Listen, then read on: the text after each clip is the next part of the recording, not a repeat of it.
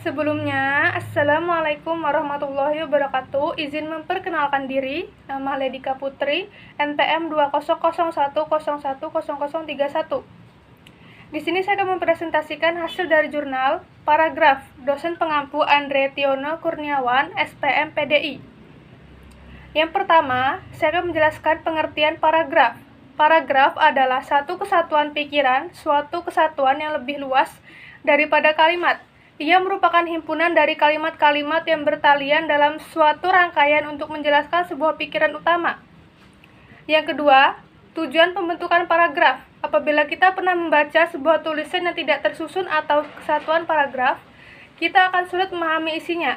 Kita dituntut untuk memeriksa lebih cermat apabila pemikiran penulis dari awal sampai dengan akhir secara menyeluruh tanpa petunjuk yang jelas. Hal ini tidak akan terjadi apabila tulisan yang tersusun atau serangkaian paragraf yang baik. Ada dua tujuan utama pembentukan paragraf. Yang pertama, pembentukan paragraf bertujuan memudahkan pengertian dan pemahaman dengan memisahkan pikiran utama yang satu dari pikiran utama yang lain. Dan yang kedua, pembentukan paragraf bertujuan memisahkan dan menegaskan perhentian secara wajar dan formal untuk memungkinkan kita berhenti lebih lama daripada perhentian pada akhir kalimat.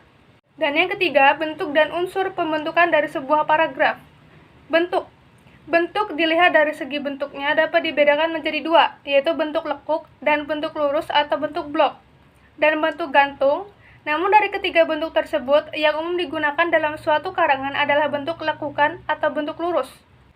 Syarat pembentukan paragraf. Yang pertama, kesatuan, koherensi, pengembangan. Dan yang keempat, ciri-ciri paragraf. Yang pertama, bertakuk atau letaknya agak ke dalam, dan ke dalam 5 ketukan spasi untuk jenis karangan yang biasa. Kedua, paragraf menggunakan pikiran utama yang dinyatakan dalam kalimat topik. Dan yang ketiga, kalimat topik dan selebihnya adalah kalimat pengembang sebagai fungsi penjelas, menguraikan ataupun menerangkan pikiran utama yang terdapat dalam kalimat topik.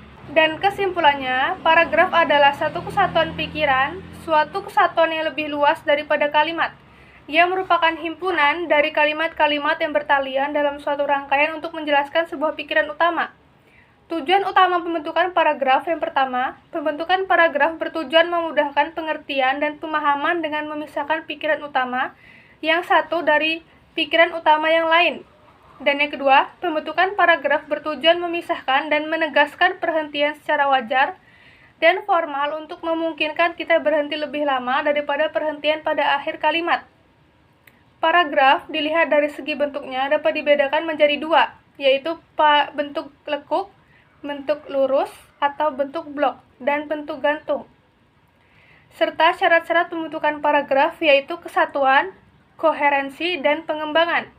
Ciri-ciri paragraf. Yang pertama, bertakuk atau letaknya agak ke dalam, dan ke dalam 5 ketukan spasi untuk jenis karangan yang biasa. Kedua, paragraf menggunakan pikiran utama yang dinyatakan dalam kalimat topik. Dan yang ketiga, kalimat topik dan selebihnya adalah kalimat pengembang sebagai fungsi penjelas, menguraikan ataupun menerangkan pikiran utama yang terdapat dalam kalimat topik. Sekian presentasi dari saya akhiri. Wassalamualaikum warahmatullahi wabarakatuh.